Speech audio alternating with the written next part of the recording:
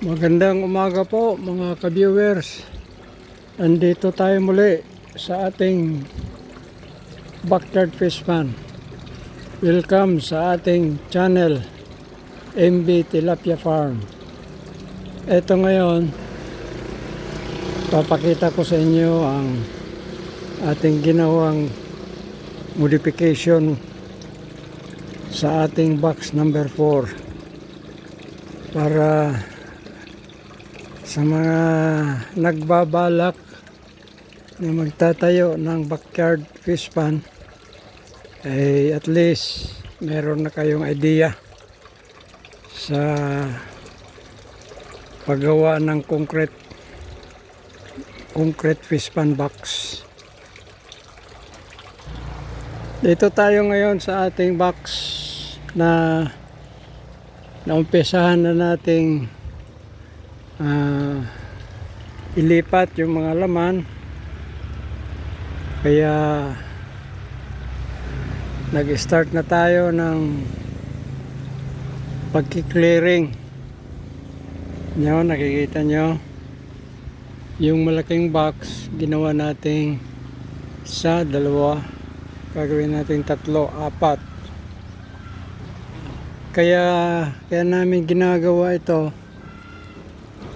Mas maganda kasi pagka medyo maliit yung ating area, maraming advantage.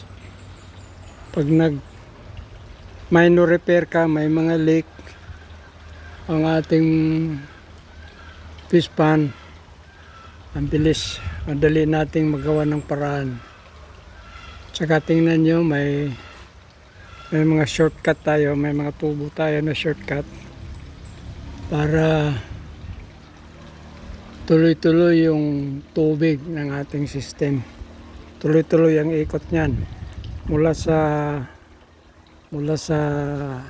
deep well, punta ng tangke, bagsak dito sa bagsak dito, yan, bagsak dito sa pinakaunang box, pinaka highest level box. Yan, tatakbo yan, yan. Yan ang kagandahan pagka medyo maliliit. Tama lang size ng ating mga boxes. Yan, tanyo. Nakikita nyo mga ka-viewers, ito meron kaming mga ginagawang mga kunting pag-uukay kasi yung mga existing slab natin kailangan din nating lagyan ng kumbaga ay pinaka-sherke para pag lagay natin ng ating hollow block, meron siyang buhos, babaon siya sa ating slab. At least hindi siya masyadong weak ang ating wall, ano po, yan. Taglan din natin yan ng mga bakal, lagyan din natin ng bakal yan. Yan, tignan nyo.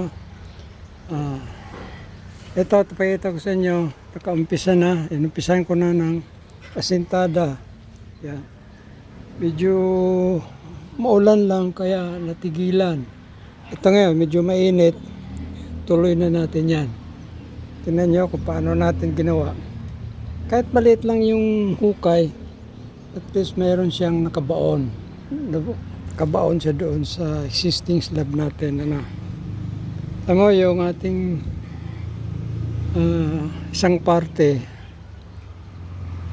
ang putik, di ko alam kung saan galing yung mga putik niyan, pero pagka maliit ang area natin, mabilis nating malinis yan, lilinisin natin. Actually yung tilapia natin kailangan din kahit konting putik sa loob, kailangan din nila yun kasi meron silang mapagkukublihan pagka medyo mainit na. Yan.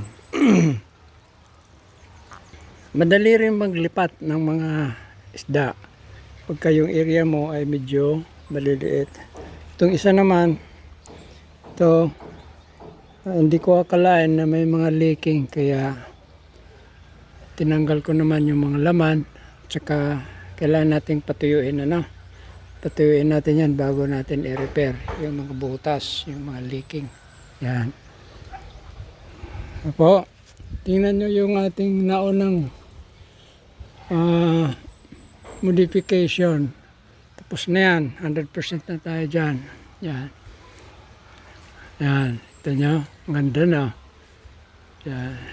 At least, yung mga alaga natin, pwede silang iba-iba edad niyan, iba-iba edad. Yan.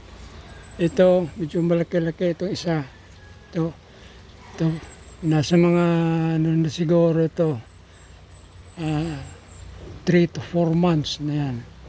Ito, mga 2 to 3 alaman yan. 2 to 3 months alaman. Yan. Yan.